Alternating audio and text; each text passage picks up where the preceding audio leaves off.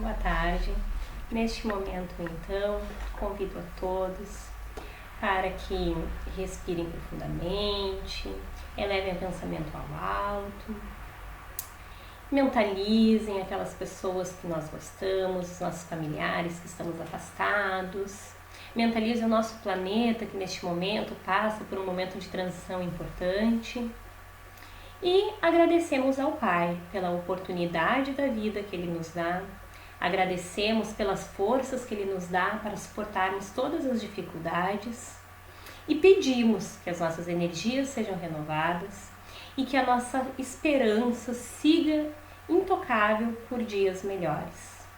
Neste momento, agradecemos a equipe do Chico que vem ao nosso encontro para que possamos realizar o nosso Evangelho desta tarde.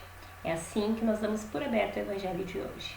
Que assim seja. Que assim seja.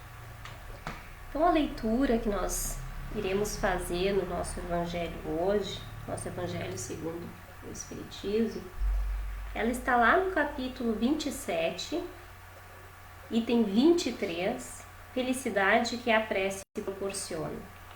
É uma mensagem que está nas Instruções dos Espíritos, que vem assinada por Santo Agostinho. Vinde vós que desejais crer, os espíritos celestes acorrem a vos anunciar grandes coisas. Deus, meus filhos, abre os seus tesouros para vos outorgar todos os benefícios. Homens incrédulos, se soubesseis quão grande bem faz a fé ao coração e como induz a alma ao arrependimento e à prece, como são tocantes as palavras que saem da boca daquele que ora. A prece é o orvalho divino que aplaca o calor excessivo das paixões. Filha primogênita da fé, ela nos encaminha para a senda que conduz a Deus. No recolhimento e na solidão, estais com Deus. Para vós, já não há mistérios, eles se vos desvendam. Apóstolos do pensamento, para vós a vida. Vossa alma se desprende da matéria e rola por esses mundos infinitos e etéreos que os pobres humanos desconhecem. Avançai, avançai pelas veredas da prece, e ouvireis as vozes dos anjos. Que harmonia! Já não são o ruído confuso e os sons estrídulos da terra. São as liras dos arcanjos, são as vozes brandas e suaves dos serafins, mais delicadas do que as brisas matinais, quando brincam na folhagem dos vossos bosques. Por entre que delícias não caminhareis? A vossa linguagem não poderá exprimir essa aventura.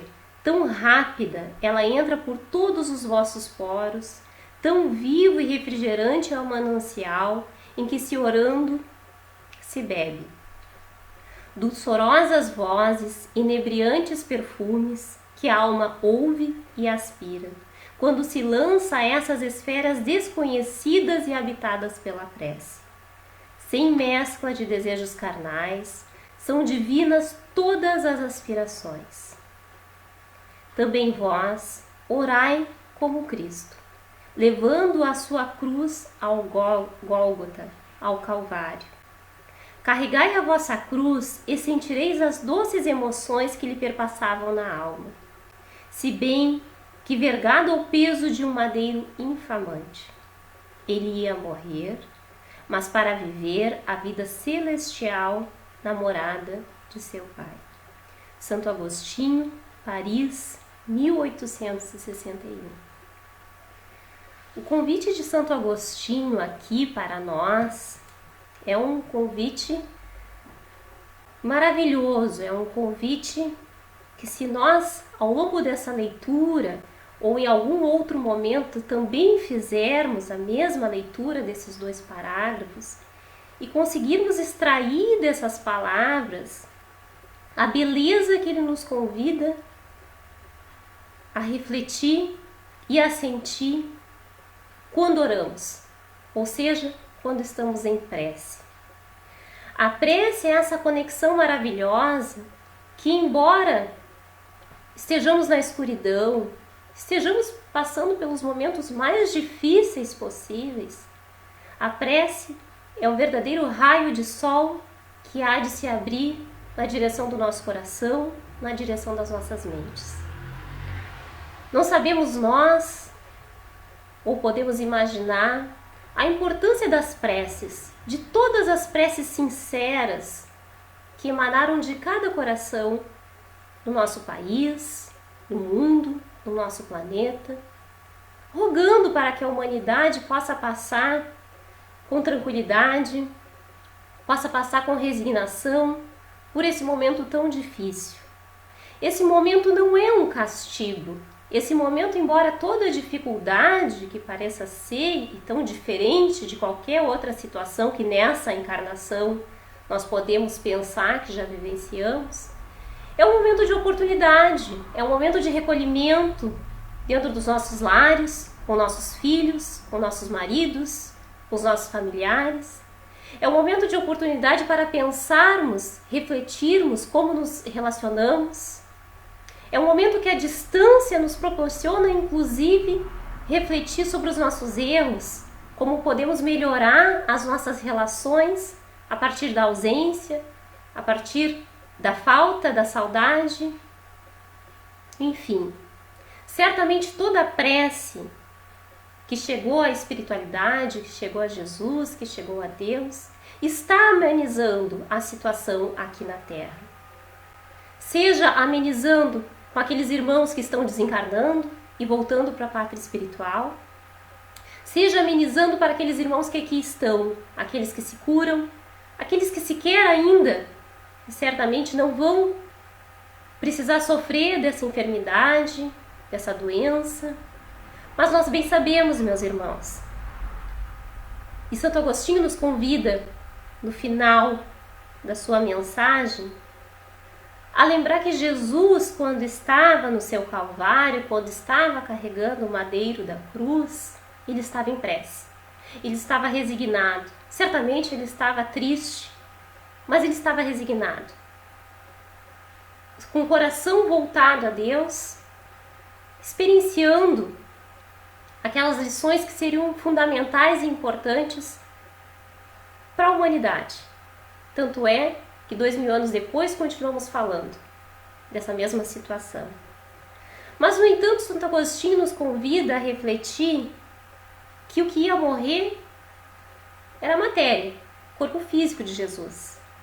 Porque ele voltava para viver a vida celestial e certamente o espetáculo que deve ter sido os espíritos de luz, os anjos de Deus, recebendo Jesus de volta para a verdadeira vida, que é a vida espiritual. Então, meus irmãos, sem muitas delongas, reflitamos, seja qual for a nossa dor, seja qual for a nossa preocupação, ou seja qual for até o nosso momento de reconhecer as graças que temos, as benesses que temos na nossa vida, que a prece é sem dúvida um alimento para a alma, um alimento espiritual para a alma. Que possamos nos recolher nas nossas casas, sempre orando, sempre com um pensamento voltado para o nosso modelo que é Jesus, buscando nele o conforto, buscando nele aspirações de como agir em momentos de dúvidas. Não esqueçamos de fazer a prece dentro do nosso lar, de edificar um castelo dentro do nosso lar, um castelo de amor, um castelo de paz, um castelo de serenidade.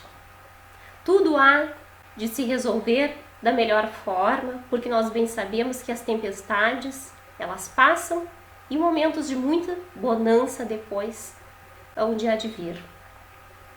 Pensemos em Jesus, que Ele proteja os nossos lares, proteja os nossos corações, para que tenhamos pensamentos de bondade, de tranquilidade. E a irmã Amanda vai finalizar com uma leitura que é uma verdadeira prece de Emmanuel. O livro Pão Nosso, então, a mensagem 89, Bem-aventuranças.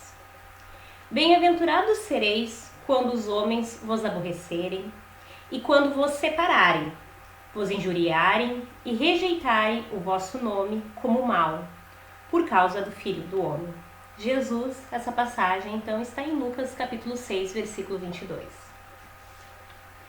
E Emmanuel então nos fala: o problema das bem-aventuranças exige sérias reflexões, antes de interpretado por questão líquida nos bastidores do conhecimento. Confere Jesus a credencial de bem-aventurados aos seguidores que lhe partilham as aflições e trabalhos. Todavia, cabe-nos salientar que o Mestre categoriza sacrifícios e sofrimentos, à conta de bênçãos educativas e redentoras. Surge, então, o imperativo de saber aceitá-los. Esse ou aquele homem serão bem-aventurados por haverem edificado o bem, na pobreza material, por encontrarem alegria na simplicidade e na paz, por saberem guardar no coração longa e divina esperança. Mas, e a adesão sincera às sagradas obrigações do título? O Mestre, na supervisão que lhe assinala os ensinamentos, reporta-se às bem-aventuranças eternas. Entretanto, são raros os que se aproximam delas com a perfeita compreensão de quem se avizinha de tesouro imenso. A maioria dos menos favorecidos no plano terrestre, se visitados pela dor, preferem a lamentação e o desespero. Se convidados ao testemunho da renúncia, resvalam para a exigência descabida e quase sempre, em vez de trabalharem pacificamente, lançam-se às aventuras indignas de quantos se perdem na desmensurada ambição. Ofereceu Jesus muitas bem-aventuranças. Raros, porém, desejam-nas. É por isso que existem muitos pobres e muitos aflitos, que podem ser grandes necessitados no mundo, mas que ainda não são benditos do céu. Então, com essa mensagem de Emmanuel, e acreditando que Jesus nos ampara sempre, nós encerramos o Evangelho de hoje. Uma boa tarde a todos, que assim seja.